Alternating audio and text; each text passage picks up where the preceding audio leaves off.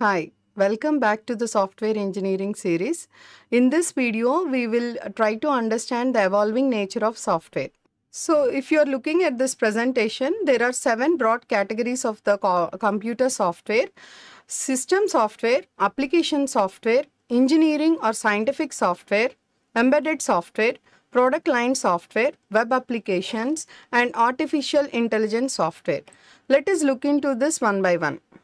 So, the first software that we are going to discuss is system software. So, here to service other programs, we have these system software and their collection of programs. Example of these system software are compilers, editors, and file management utilities. These system software process determinate and indeterminate data structures. Determinant means if order and timing of inputs, processing and outputs is predictable. Indeterminate means if order and timing of inputs, processing and outputs are not predictable. Example of these are drivers, networking software, and telecommunication process that fall under deterministic. And examples that fall under indeterministic data structures are system applications. On summary, we can say that system software mainly interacts with computer hardware, deals with multiple users, scheduling, resource sharing, etc. Let us look into the next slide. In this slide, we are going to look at application software. These are standalone programs that solve a specific business need. Using these applications, business or technical data can be processed that can help in business operations or technical decision making. In turn, they aid to the control business functions in real time. Examples are point of scale transaction processing, real time manufacturing process control can be considered here. So now let us look into the other slide. In this slide, we are going to see another type of software, that is engineering or scientific software. We can describe this software as applications that use number crunching algorithms that span across engineering, scientific, and the range from astronomy to volcanology, like automotive stress analysis to space shuttle orbital dynamics. Slowly, these computer-aided design, system simulation, and other interactive applications have begun to take on real-time and even system software characteristics. Now, the next slide we'll see. In this slide, we are going to talk about embedded software. This software resides within a product or system, and these help us in implementing and controlling features and functions for the end user or for the system itself. These software provide significant and control capability like dashboard displays, keypad control, braking systems, etc. And coming to this slide, we are going to talk about product line software. These software, they provide a specific capability which can be used by many customers.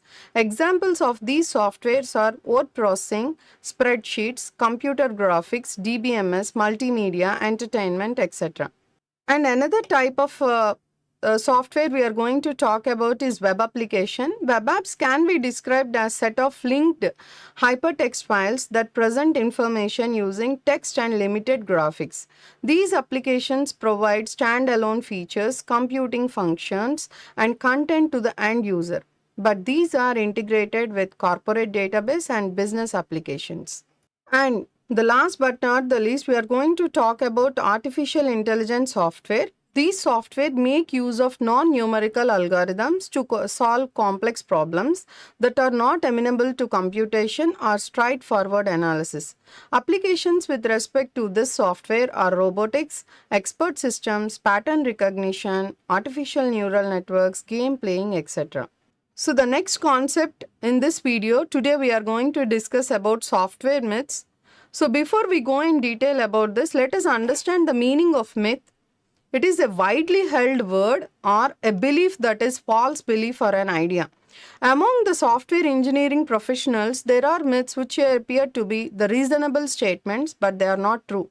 When we have these kind of myths, then they cause serious problems for managers and technical people. So based upon those people that are involved in the software development, there are 3 different types of myths we are going to discuss in this video. That is manager myth, developer's myth, and customer's myth. Let us look into them one by one and try to understand them. So first we are going to look at the management myths.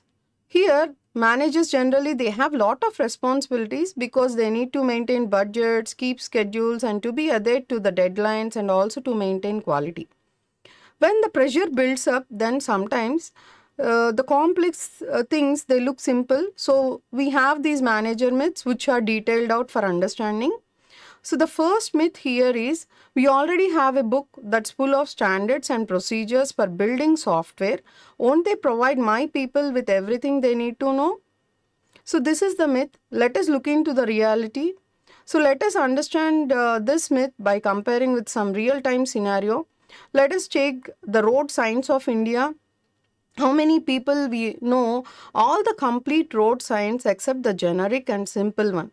So in the same way, yes, we do have book of standards, but how many are using it? Does the software professionals know there exist these kind of books? Does this book is to implement and adaptable? Is it updated so that it can address latest issues? In most of the cases, the answer to all of these questions are no. So let us look into the second myth. So in the second myth, it talks about like this: if we get behind the schedule, we can add more programmers and catch up. So let us look into what is the reality check for this one. Let us understand a real-time situation that if you were given a half-completed painting to be completed by some other painters who are not related anywhere, then we can say the job cannot be completed by them because they do not have any idea about that, as they haven't traveled with this painting from the beginning. In the same way, software development is not a mechanical process like some kind of parts assembling.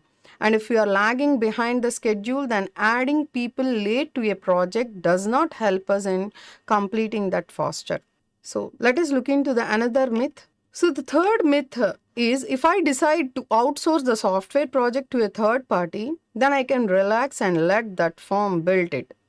Reality with respect to this myth is if a person is going through a mess in his or her life, then that person has to come out of it because the other people can help him to come out of it, but he who is the one who has to walk out of that. So in the same way, if the organization does not know how to manage and control projects internally, then how come they can track and evaluate the third party work when it is outsourced? Because you should be able to organize and control the third party work as part of supervision. So let us look into the other category of myths also. So now let us look into the customer myths from this slide. So under customer myths, if we look at the first myth, that is a general statements of objectives is sufficient to begin with writing programs and we can fill in the details later. So this is the myth. So let us see the reality by understanding an example. So here if you look at into the presentation, just by looking at these ingredients, we cannot guess the recipe. Without knowing the recipe, even though the quality of the products are good, then also we cannot make the expected dish because we don't know what it is. Similarly, without knowing the actual objectives, just by following a poor upfront definition, the software cannot be developed. To develop a software, it is required to know the domain, function, behavior, interface, and validation criteria. All these are essential. And all these are possible only by having lot of discussions with customers and developers.